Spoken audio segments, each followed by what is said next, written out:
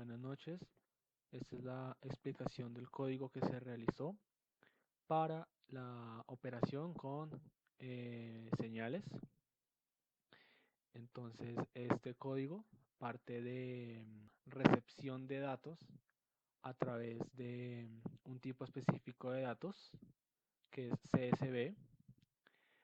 Lo que hace el programa es leer datos que están escritos en un archivo CSV y luego a partir de esos las grafica y con un menú que está en la consola y se pueden hacer operaciones con esas dos señales. Entonces, para iniciar, aquí están los dos archivos, como nos podemos dar cuenta, son CSV.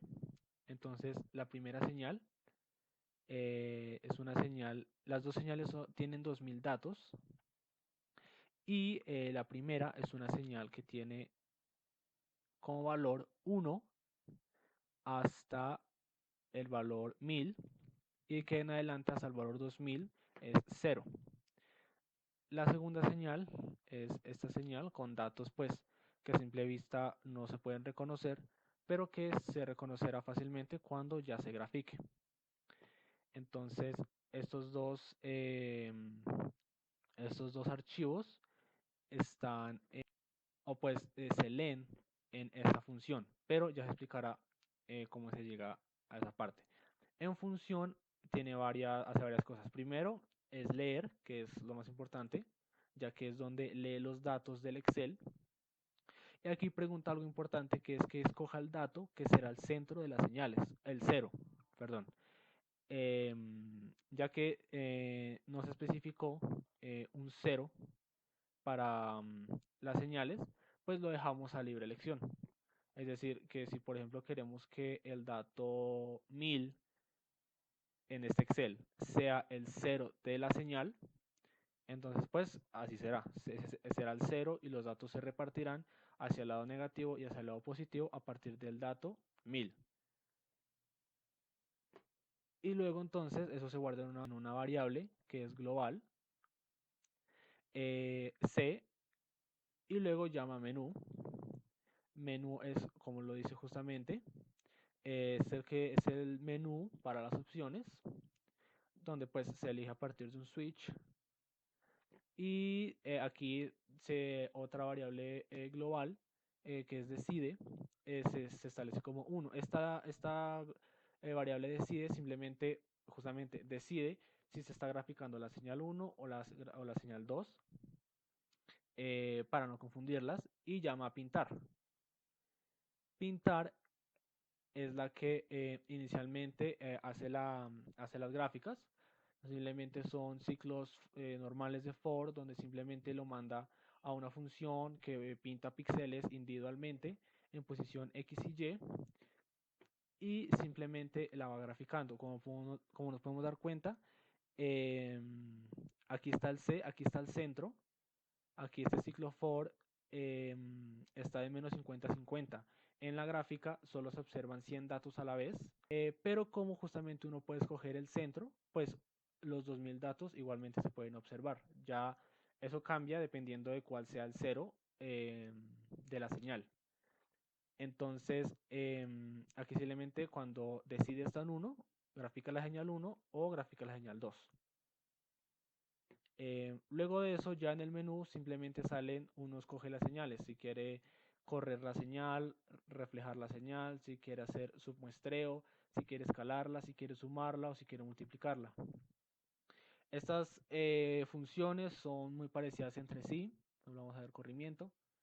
Especifica el dato que necesita, cuánto se quiere correr o cuánto quiere escalar. Y simplemente hace exactamente el mismo ciclo. Si es la señal 1 o si es la señal 2.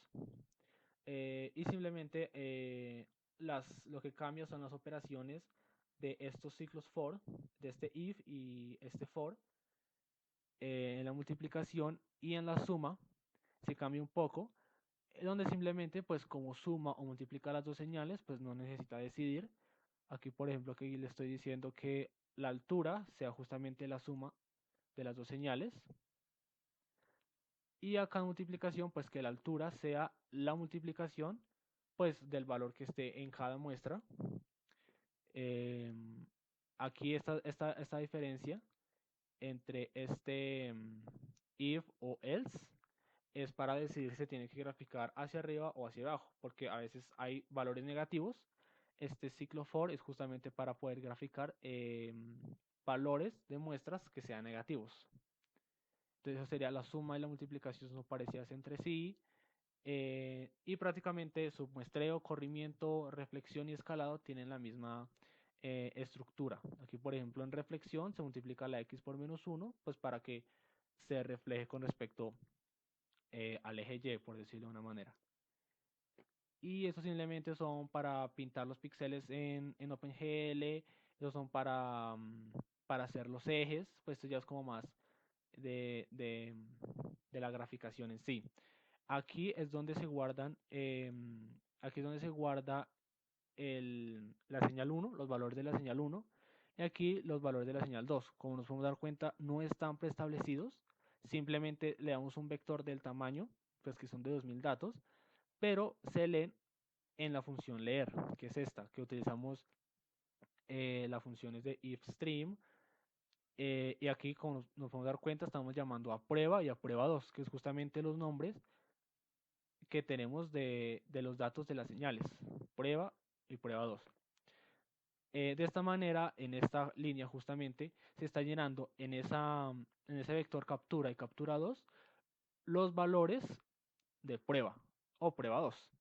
Aquí justamente se guardan. Y esto pues se repite la cantidad de datos que encuentre. Y como hay 2000, pues se llena el vector en su totalidad. Entonces eso sería como la explicación del código, pues pasaríamos a depurarlo. Como nos podemos dar cuenta, no grafica nada inmediatamente, pero en la consola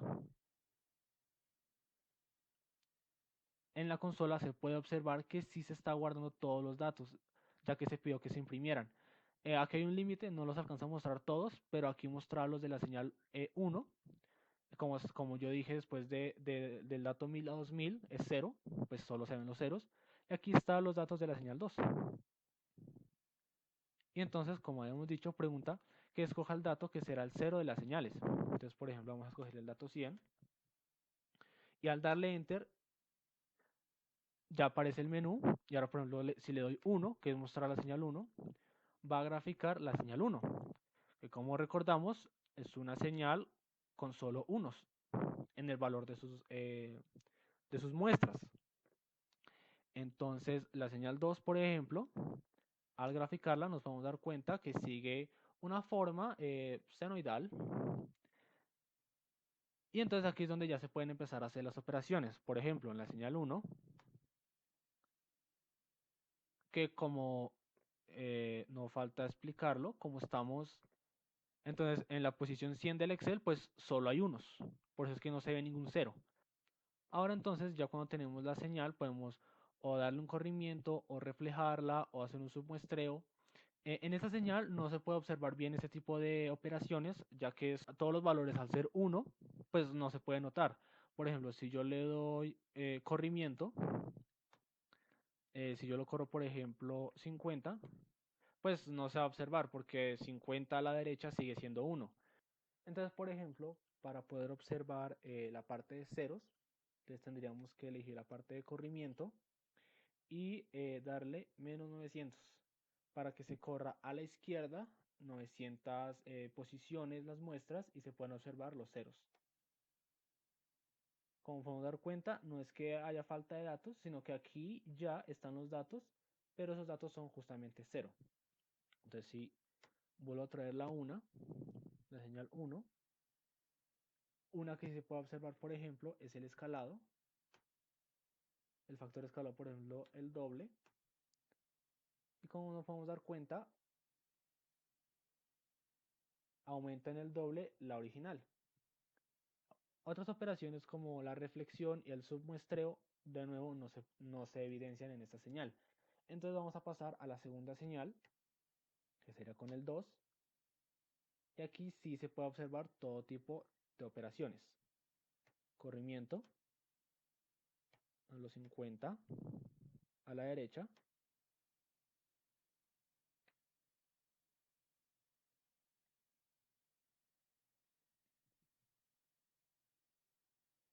Reflexión.